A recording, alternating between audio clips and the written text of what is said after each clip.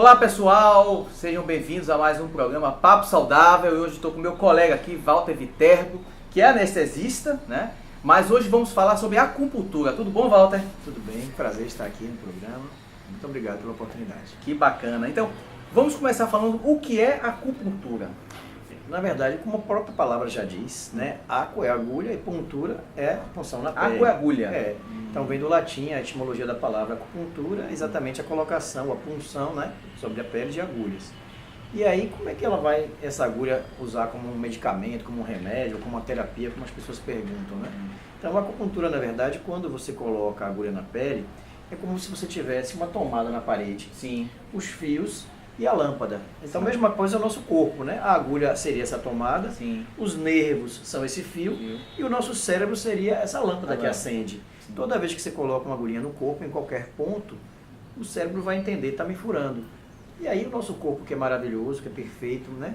Ele vai dizer assim, poxa, eu vou liberar uma substânciazinha aqui para a gente sentir menos dor, já que está me furando. Perfeito. E aí libera na corrente sanguínea, né, alguns tipos de neurotransmissores, entre eles a endorfina, que deixa a gente mais calmo, deixa a gente mais relaxado e que trabalha também nos processos de mediação da dor.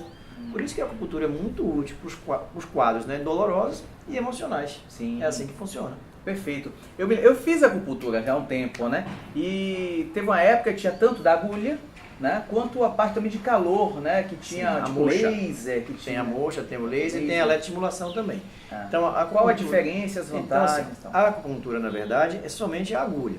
Certo. Isso é acupuntura. Só que você pode intensificar. Hoje existem muitos recursos. Então, Sim. você pode colocar a eletroestimulação, que seria aquele aparelhozinho que as pessoas devem conhecer muito, que é usado em fisioterapia, que é o TENS, né? Então é um aparelho semelhante, que é uma corrente elétrica, só que ao invés do TENS, que é sobre a pele, ele é conectado na agulha. Então ele chama de eletroestimulação ou eletroacupuntura. Essas ondas, esses choquezinhos, eles fazem com que o corpo também aumentem a produção daquilo que eu falei no começo, do neurotransmissor. Sim. Então, na corrente de 2 de 100 Hz, a gente consegue liberar neurotransmissores que são muito bons para mediar as dores. Além disso, existe a moxa, que é como se fosse um bastão, um charutozinho, né? Em que a gente coloca esse calor para que os processos dolorosos, ou aqueles pacientes, por exemplo, que têm um padrão de frio, idoso, aquelas pessoas que estão mais depressivas, estão mais para baixo, então a gente coloca esse calorzinho, principalmente nas costas, naquela região onde está a suprarrenal, para exatamente estimular a produção do corticoide, para levar a energia desse paciente. Existe a ventosa, que são aqueles copinhos que se coloca fixo, que ficam aquelas marcas, né? Ou mesmo deslizante, que também ajudam na dor. E outros recursos, como a fitoterapia, a massagem, compõem, né, a medicina tradicional chinesa. Isso, e teve uma época que a acupuntura não era reconhecida, mas hoje já é reconhecida pelo Conselho Federal. Desde 1995, Isso. né, a acupuntura foi reconhecida como uma especialidade médica. Os planos de saúde passaram a contemplar isso, inclusive o próprio Sistema Único de Saúde, o SUS, já contempla desde 1995 a acupuntura como uma especialidade médica. Muito legal. Walter, que é o dono, né, da clínica Walter Viterbo, né, que é especializada também em terapia da dor.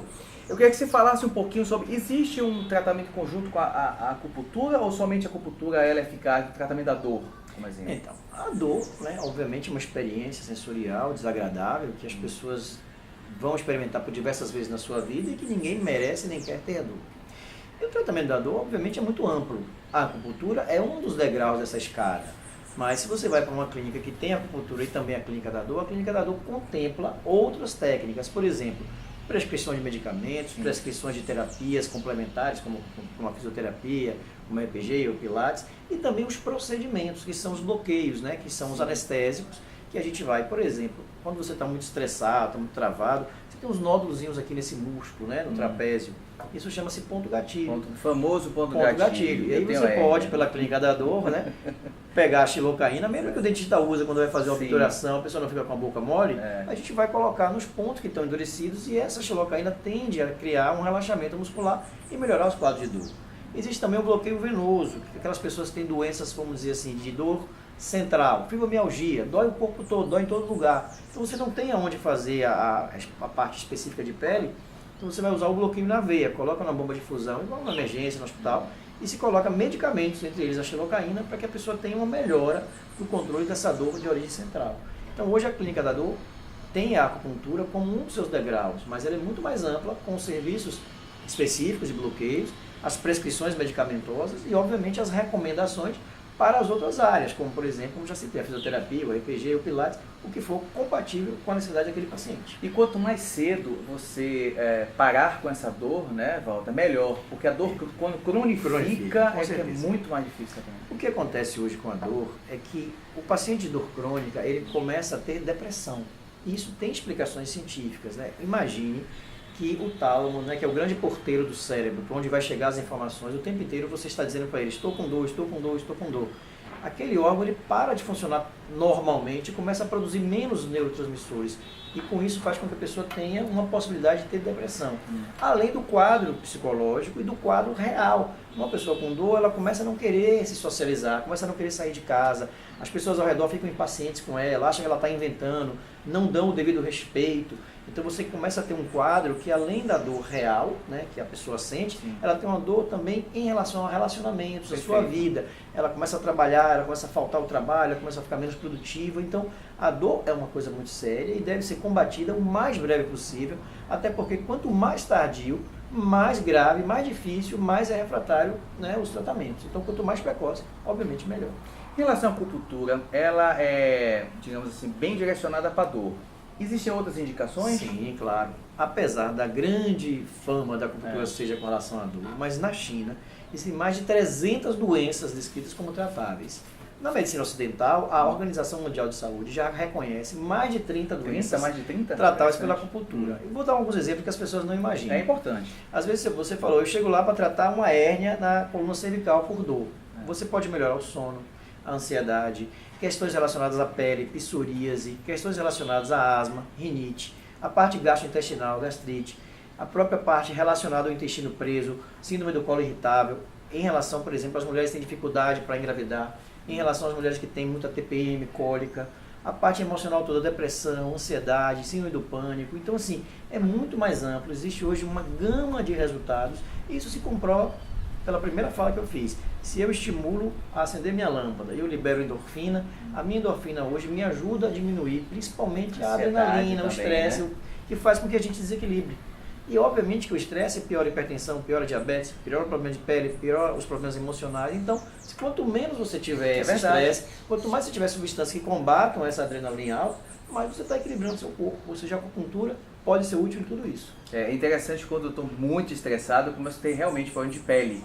Coceira aí, né? Placas, e as pessoas que já são alérgicas, que tem rinite, que tem atopias, que tem a parte de psoríase, que tem a parte de dermatites, ela vai, obviamente, com o estresse, ter uma possibilidade maior de agravar ou de desencadear mesmo as suas crises. Então ele entra como um tratamento adjuvante preventivo até. Né? A gente percebe até crianças, adolescentes que vão fazer o tratamento lá, tem uma adesão grande, inclusive peço uma vírgula para dizer, não dói nada, a agulhinha é da espessura de um fio de cabelo, tá? O médico é habilitado para fazer essa passagem pela pele de uma forma que a pessoa não sinta dor. E como eu ia dizendo, essa pessoa que faz o tratamento regular, ela começa a ter o espaçamento das suas crises. Seja dor de cabeça, eu tinha 3 vezes por semana, começa a fazer um tratamento, começa a ter 2, uma, vem numa intensidade menor, responde mais aos medicamentos, às vezes não precisa mais tomar medicamento. Então assim, a mesma coisa com rinite, com asma, se você equilibra o corpo, obviamente você vai ter menos incidência daquelas patologias. Gente, isso é extremamente verdadeiro. Eu fiz acupuntura, né? E por incrível que pareça, as pessoas acham que não, mas a gente relaxa. Relaxa, quando você vê, passou o tempo ali, você, poxa, acabou. Quer até ficar mais um pouquinho, né? Quer ficar sempre mais um pouco. Lá né? na nossa clínica a gente toma bastante cuidado, né? Desde a recepção, para pedir aos pacientes que falem baixo, principalmente os que são os acompanhantes, para que quem estiver lá dentro nos momentos de relaxamento possam, quanto mais tiver a capacidade de relaxar, de desestressar, melhor será o resultado. A gente tem um cuidado lá de ter a cromoterapia, coloca uma cor que seja agradável, nossos colchões são bem aconchegantes, a gente coloca uma esteira massageadora, você faz sua sessão recebendo uma massagenzinha, muito bom. Tá? Tem a questão do som ambiente e principalmente o acolhimento.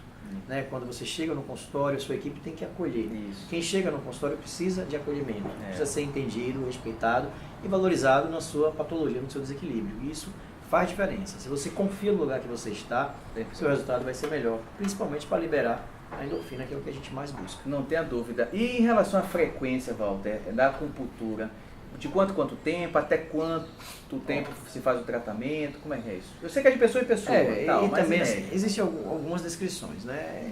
Por exemplo, existem descrições no Oriente, na China, que a pessoa faz acupuntura diária para não adoecer.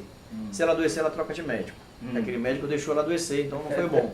Medicina preventiva. Interessante. E no Brasil a gente não vê assim as pessoas indo todos os dias, mas a média, 2 a 3 vezes por semana são suficientes. Quando a gente faz a liberação da endorfina, ela também vai ser degradada. Então, como o remédio que você toma da pressão, no outro dia tem que tomar de novo porque ele foi metabolizado.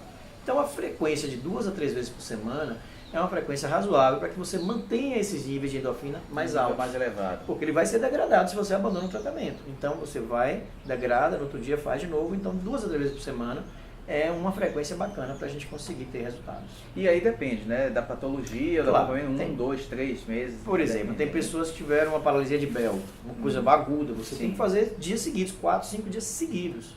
Tem gente que está lá se preocupando com um concurso que vai ter no final do ano, quer relaxar, né? Um vestibular. Então ela pode fazer 1 ou 2 vezes por semana, 3, 4 meses antes, para que ela chegue naquela data mais, né? Tem noivas que vão muito lá também. Então é bem bacana a prevenção.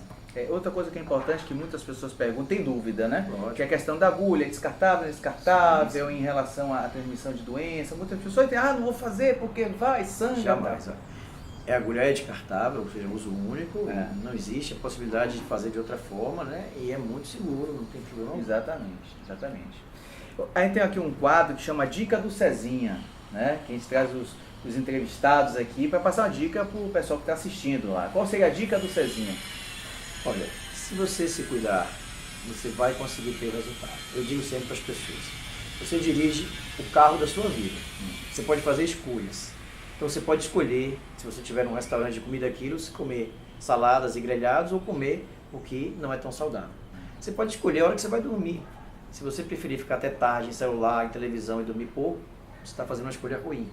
Você pode escolher os seus relacionamentos, né? Principalmente as pessoas com quem você está no seu dia a dia, né? No seu trabalho, na sua família, sua vizinhança. Se você puder escolher com quem se relacionar, pessoas positivas, você também vai ter. Então, se você dorme bem, se você se alimenta bem, se você se relaciona bem, você já fez escolhas que vão te ajudar. Obviamente, a medicina preventiva como um todo, né? Claro. Que todo mundo hoje já conhece, que deve ficar atento ao câncer de mama, ao câncer de próstata, que são as campanhas agora, né? Nós estamos lançando em janeiro a nossa campanha, que é a prevenção do estresse, o Janeiro Branco, né? E aí, depois a gente pode marcar para falar sobre isso, claro. Né? Mas assim, o que eu digo é previna, mas previna fazendo escolhas. Você dirige o carro da sua vida, então faça escolhas que te façam realmente tomar conta da sua saúde. Essa é a dica. Bacana, Walter. Gente, obrigado na verdade, estou agradecendo a Walter pela participação aqui. Eu que agradeço. Porque eu esqueci que o Papo Saudável não é ao vivo. Eu estou atrapalhando aqui já, Tati, com o Papo Saudável da rádio. Mas é natural. Walter, muito obrigado pela presença, por tirar nossas dúvidas em relação à acupuntura. Eu que agradeço. E vamos nos encontrar sim em janeiro para falar sobre o Janeiro Branco, sim. Com certeza. Um abraço a todos.